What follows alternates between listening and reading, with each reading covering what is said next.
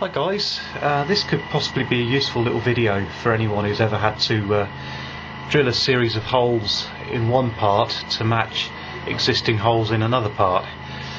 Here I've got quite a few of that to do, and basically I'm going to show you a little quick tip how to do it easily without any guesswork.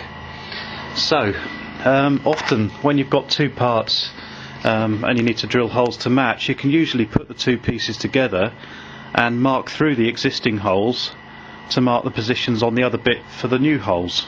Well, here in instances where you've got the holes here but there isn't any access on the other side, in other words they aren't through holes, they don't go all the way through,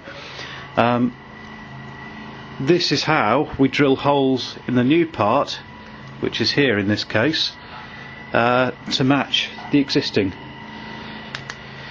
So first what we need to do, now I've already done this, so this is all pre-marked and I've done it already.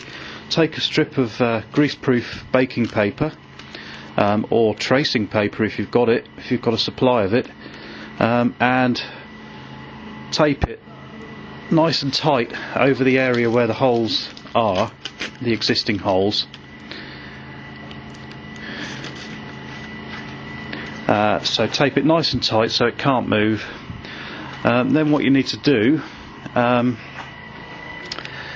support behind it and mark some reference lines.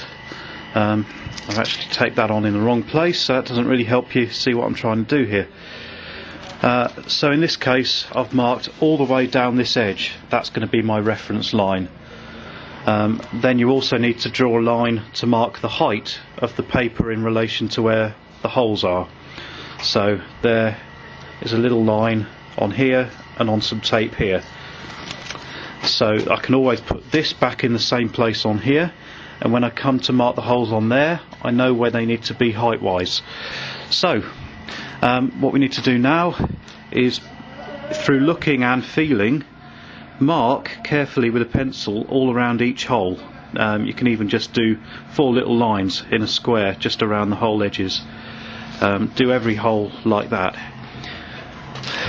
Then take your tracing paper off, lay it down, and then looking through from the other side, mark the centre of the hole. So sort of make a mark in the middle of that square that you drew. So you're basically working on the inside now. Mark each hole nice and clearly in the centre with a little cross. Do that for all of them. Then when you've done all that, take your new part and mate it up to your flange or whatever the item is, and make sure it's positioned properly.